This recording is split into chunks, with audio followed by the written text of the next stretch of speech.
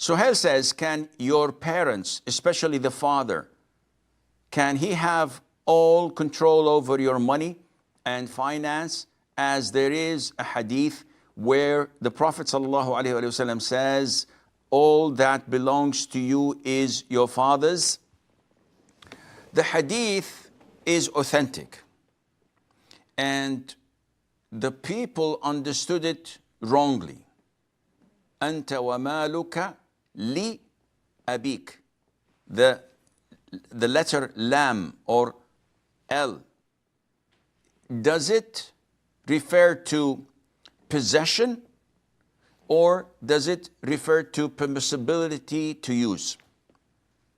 And the most authentic opinion is that it is the permissibility to use, not to possess.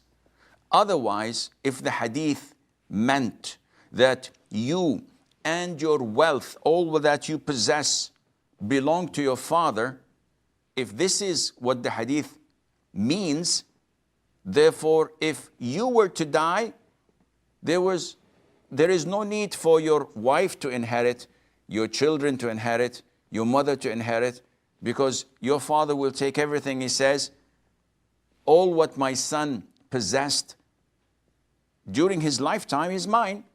So after his death, by default, it should be mine. And no one had ever said this before. So how do we understand the hadith?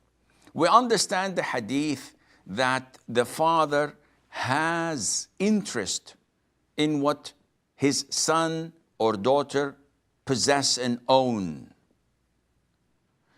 However, this permissibility for him to take from his offspring's wealth has 4 conditions, as scholars say. The first condition, that there should be no harm on the child.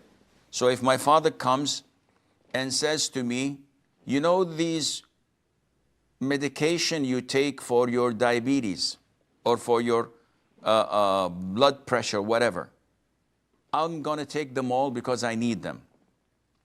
And I do not have sufficient funds to buy such medications, except those that I have with me. This means that he's going to harm me. If I'm having a blanket in the midst of winter that warms me and helps me to stay warm, and he comes and takes it and snatches it and says that, no, it's mine because you and your wealth belong to me, this is not permissible because there's harm on me. Second condition, there should be no harm and no dire need for it. So yes, I may possess a car. I don't have financial means to buy another car. I need the car to go to work. I need the car to do my shopping, to do my transportation. And all of a sudden, my father comes and takes the car. I'm not going to die because of that. There's no harm from that. But there is a need that I have to this car. And by him depriving me from what I need, scholars say he has no right in that. Condition number 3, it doesn't harm me.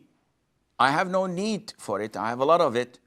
But he is going to take this wealth and money from me and give it to one of my siblings. This is totally prohibited. And it would increase enmity in my heart towards my siblings. For my father is favoring them over me and taking from my hard-earned money to give them. And this is not legitimate, not permissible. And he's not allowed to do this, and I'm not even obliged to give him. And the fourth condition, as scholars say, is that he is actually in need. So if my father was stone broke, he may take from my wealth that would fulfill his needs, and I'm obliged to give that to him.